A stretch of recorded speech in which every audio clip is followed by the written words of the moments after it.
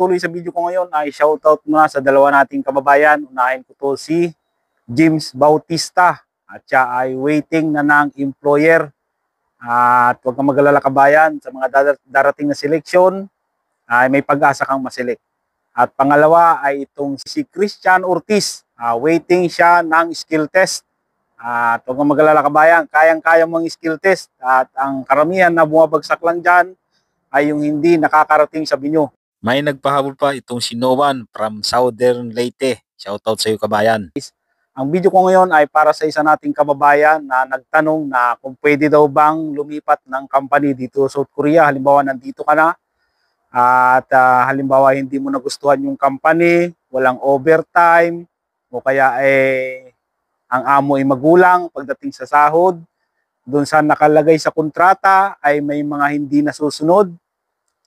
Ganyan ang nangyayari doon sa iba dito ng kababayan natin sa South Korea.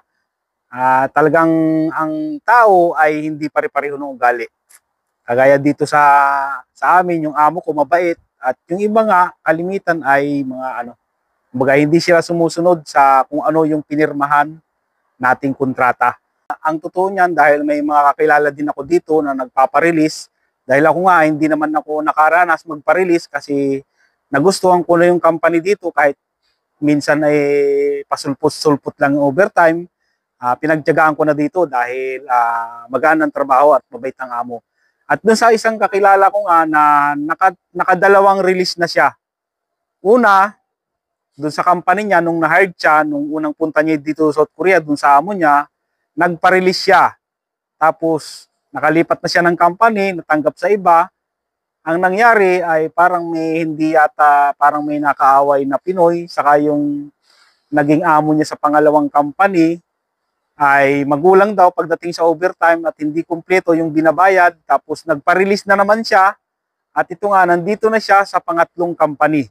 Ito yung nalaman ko sa kanya kasi siya nga ay laging pumupunta ng labor kasi laging release. Ang sabi sa kanya, ang sabi niya sa akin ay hanggang 4 na company pwede. Siyempre nung na-hired ka, pagkagaling mo sa Pilipinas, siyempre una mong company yon. Tapos pwede ka pang lumipat ng 3 company. Bali 4. Pwede kang maka-4 na company dito.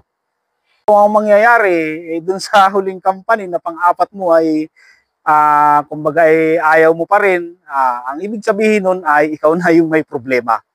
Kalimitan kasi dyan, yung iba laging may nakakaaway kasi hindi naman tayo pare-pareho ng ugali.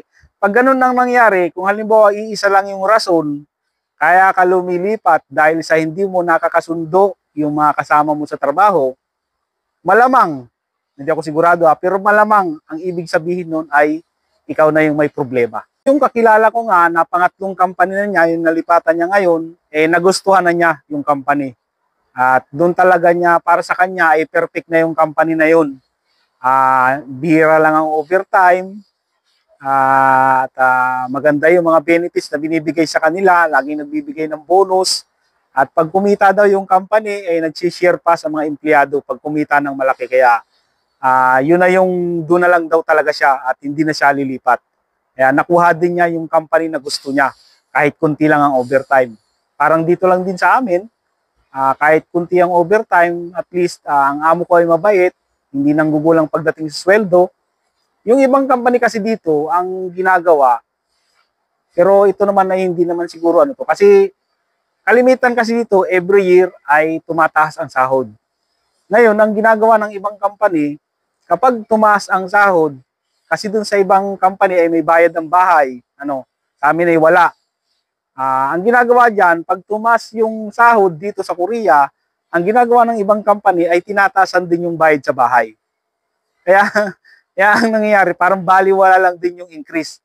Pero dito sa amin, simula nang dumating ako, ang bayad namin, ang binabayaran namin ay yung kinukonsumo namin sa pang-araw-araw, katulad ng wifi, tubig, kuryente, saka gas. Yung ginagamit sa pang-araw-araw. Pero yung mismong bayad sa bahay, hindi kami pinagbabayad ng boss namin. 100,000 won na yan, nandyan yung wifi, nandyan yung tubig, nandyan yung gas, nandyan yung kuryente. Yun yung binabayaran ng 100,000 mo na yan. Pero yung bahay namin, wala talagang bayad. Dun sa mga baguhan pa lang napupunta dito sa South Korea, kung amo nyo ay mabait naman at kahit kukunti lang ang overtime, ay wag na kayong umalis. Eh, para sa akin lang yun. Nakadepende pa rin naman sa inyo kung gusto nyong umalis. Kasi kung magpapaalam kayo, naaalis kayo, kung wala namang nilalabag sa kontrata, yung amo ninyo ay mahihirapan kayong umalis. Ano? Kaya grabing pakiusapan ang mangyayari kung gusto nyong umalis sa company. Ano? Nakikiusap kayo dun sa amo ninyo o kaya ay gagawa kayo i-spray ng ibang paraan para payagan lang kayong umalis sa company. Ang isa ko pang naisip kaya hindi ako umalis dito sa company ng boss ko, kahit ako nga ay medyo may edad na, syempre, kailangan ko nang humapit talaga ng overtime. Ang isa pang naisip ko kaya hindi ako umalis dito sa company ng boss ko, iniisip ko din yung mga susunod. Kahit nakikita ko na dun sa iba na talagang sumasahod na ng 160,000 pesos sa pera natin ay kumbaga hindi ko na lang pinapansin yun kasi iniisip ko rin dito kasi magaan nga ang trabaho, mabait ang boss. At isa pa dyan, kung kayo ay nandito na, hindi ko naman sinasabi sa inyo na galingan nyo sa trabaho. Kumbaga, ipakita nyo yung kaya ninyo. Kailangan din nating magpakita ng sipag sa trabaho. Dahil ang mangyayari kasi dito, kung makikita nila na pabanjing-banjing ka lang sa trabaho, maaaring maapektuhan din yung sa mga susunod na henerasyon ng mga Pinoy dito sa South Korea. Ang isipin ng ibang employer dito, ay ayaw ko na ng Pinoy, ganyan pala magtrabaho yung mga yan. Laging pa-release ng pa-release, ganun, ganyan, maarte sa trabaho. Hindi malayo na ibang lahi na yung kuhanin nila. Kasi nga, nakikita nila kalamitan, yung ibang mga Pinoy, pa-release ng pa-release. Ang ibig sabihin nun, siyempre, masama yung tatatak sa utak nila.